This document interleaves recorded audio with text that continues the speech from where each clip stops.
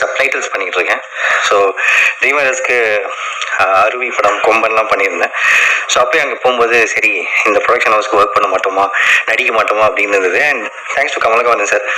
நான் நாட்டில் ஷூட்டில் இருந்தேன். அப்போ ஃபோன் பண்ணி ஷூட் போகிறோம், உங்களுக்கு ஒரு ரோல் இருக்கு எப்படியா சொல்லுவீங்க அப்படின்ற மாதிரி இருந்தது.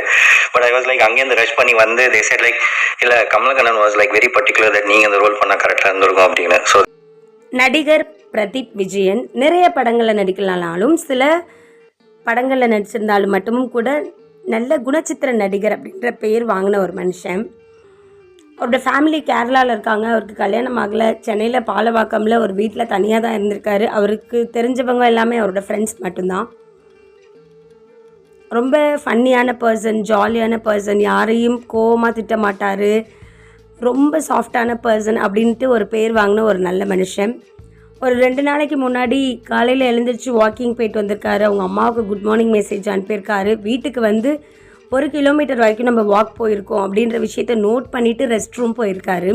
அங்கே ரெஸ்ட் ரூம் போன இடத்துல அவருக்கு ஹார்ட் அட்டாக் வந்ததா, இல்லை ஹை ப்ரெஷர் ஆச்சா, என்ன ஆச்சுன்னு தெரியல, இல்லை தலை சுற்றி மயக்கம் போட்டு கீழே விழுந்தாரான்னு தெரியல.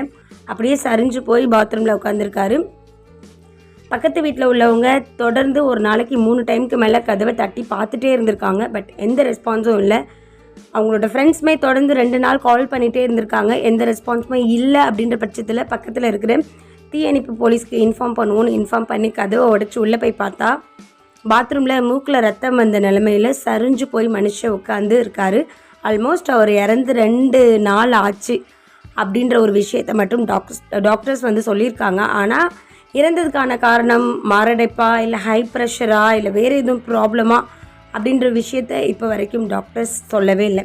நம்ம நினைக்கிறோம் மனுஷங்களுக்கு பதவி, நல்ல சம்பாத்தியம், புகழ் இருந்தால் போதும்னு. ஆனால் இது எல்லாத்தையும் விட முக்கியம் நம்மளோட சாகும் தருவாயில் நமக்காக பக்கத்தில் யாராவது ஒருத்தவங்க இல்லைன்னு சொன்னால் நம்மளோட நிலை எவ்வளவு மோசமானதாக இருக்குது அப்படின்றது இவரோட டெத்தை பார்த்ததுமே தெரியுது. எவ்வளோ ஒரு கஷ்டமான ஒரு விஷயம்.